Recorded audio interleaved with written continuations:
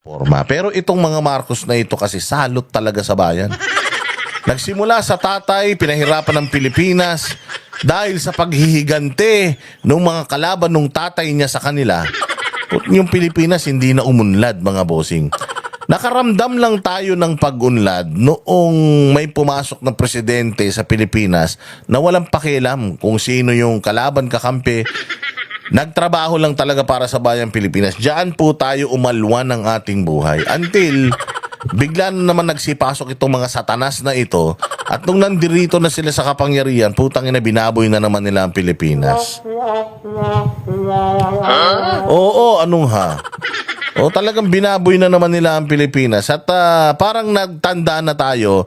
And even the Dutertes, nagtanda na din. Pinalibing yung tatay. Matapos ipalibing yung tatay, tinulungan silang manalo sa posisyon. Si Inday Sara, mga bossing, hindi naman tatakbo talaga sa national position. Pero, binuyo nila na, oy, Inday.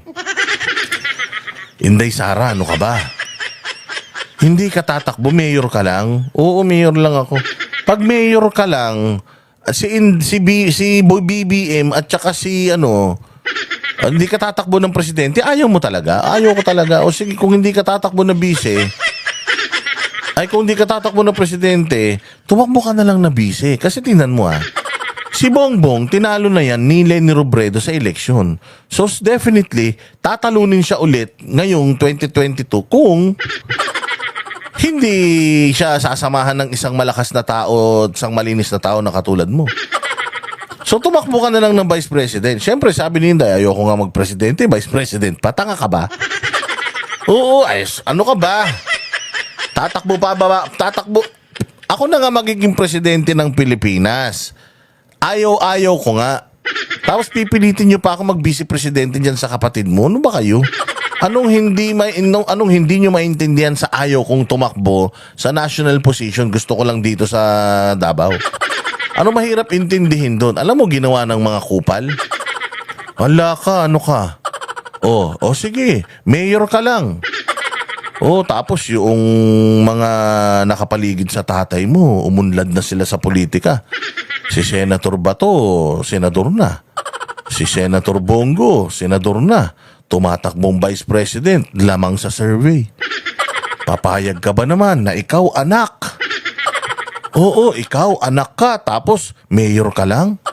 Tapos yung mga nakikinabang sa apelyido nyo, nakikinabang sa mga pangalan ninyo, sa pinaghirapan ng tatay mo, mga tsuwariwap lang niya, si Bongo at saka si Senator Bato. Papayag ka ba na si Senator Bongo magiging Vice President? Ayan, ganyan ang mga nangyari dyan. Sabi ko nga sa inyo, wag nyo akong paniniwalaan kasi ito, istorya ko lang to. Walang katotohanan lahat ito. Pero makikita mo, nga naman, bakit ako tatakbong Vice President? Hindi nga ako tatakbong presidente. Tanga-tanga ko naman kung tatakbo kong Vice President.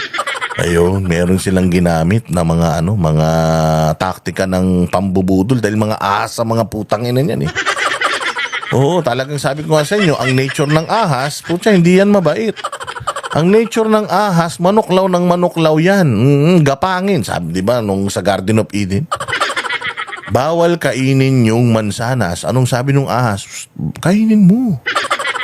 Kainin mo yan. Kaya nga yung pinagbabawal dahil kapag kinain mo yan, mas magiging makapangyarihan ka sa kanya.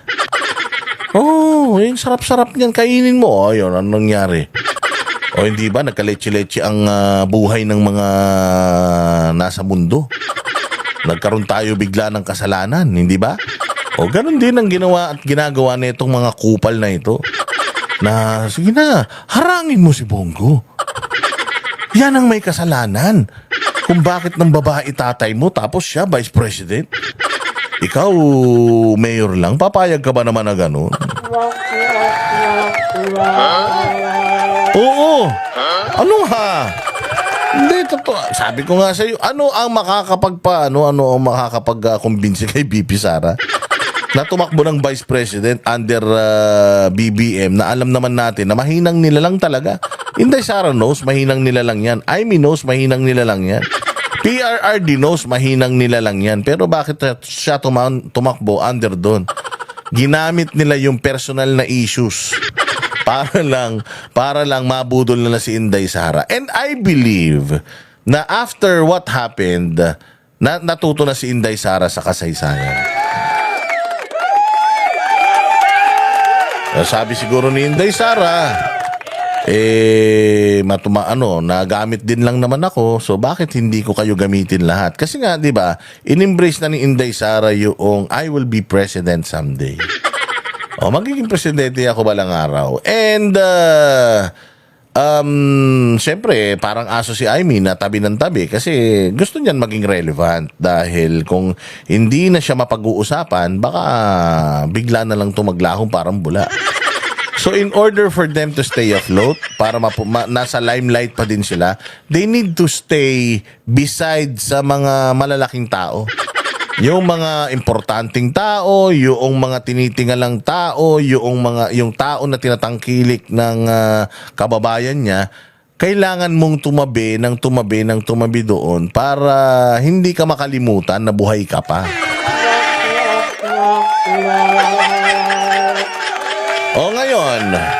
Ngayon, ang usapan dito, nakakabuti ba itong pagtabi-tabi ni Aimee Marcos kay Inday Sara o hindi? Para sa akin, nakakabuti yan kay VP Sara. Maaaring yung mga nabudol at saka yung mga nakakakilala sa pagkatao nito. Kasi I really don't think na kaya nitong talikuran yung kanyang pamilya. Ang problema lang naman kasi dito kay Aimee Marcos kasi yung kanyang loyalty sa kanilang apelyidong Marcos. Oo, ayaw niya pa talagang sumugal na ilabas na lahat ng baho ng mga yan para at least yung mga Pilipino magising na sa katotohanan lahat ng mga i-endorse niyan ngayon at sa future. Lahat yan, puros hindi matitinong tao. Oo.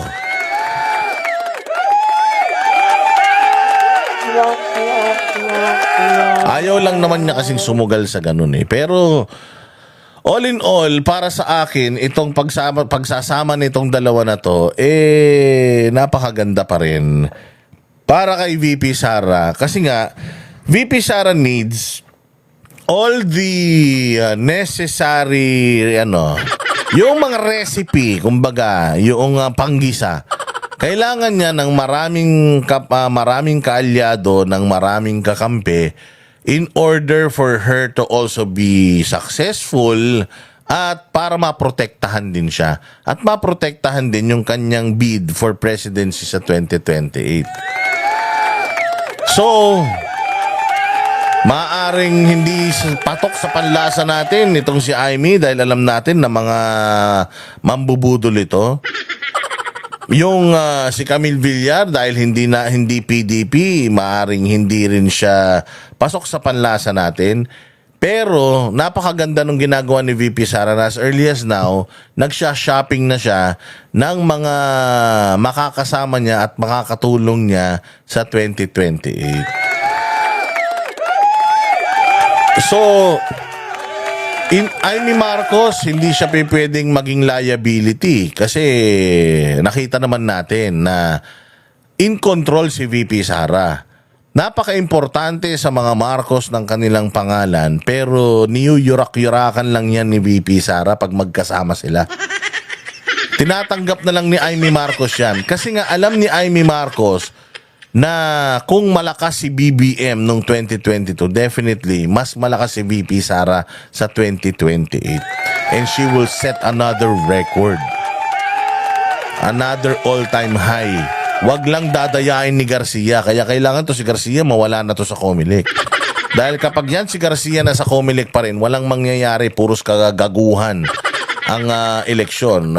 Unless talagang super duper duper layo ni VP Sara na mahirap na silang makapandaya. Pero Ewan ko lang. So maraming nagagalit kay Amy dahil ginagamit lang si Inday Sara.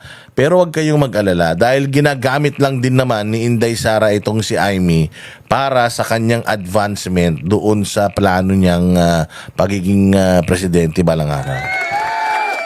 So gamitan lang sila. Ganyan lang talaga sa politika.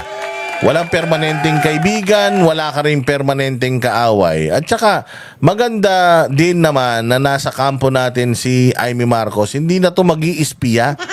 Ano namang i-ispyan nito? Wala namang pangit na ginagawa itong sila VP Sara. So, at least nakikita ng taong bayan na talagang ito si Bongbong Marcos ay lame duck na. Mantakin mo, blood is thicker than water supposedly. Pero itong kanyang ate, nagmimistula ng aso. Kay Inday Sara dahil sa pagdikit-dikit nito. Napakadali. Oo, napakadali na para para sitahin natin itong si Bongbong Marcos dahil paano niya tayo mapapaniwala sa lahat ng mga kalokohan niya sa buhay, sa lahat ng mga kasinungalingan niya kung mismong itong kanyang ate hindi na kumakampi sa kanya, kumakampi na doon sa kalaban niya. So, ibig sabihin, lame duck na talaga ito. Wala na talagang silbi ito si Bongbong Marcos para na itong mayroong terminal cancer na inaantay na lang natin na mawala sa posisyon either naturally, election, pagtatapos ng termino, o bigla na lang matulog to tapos hindi na magising.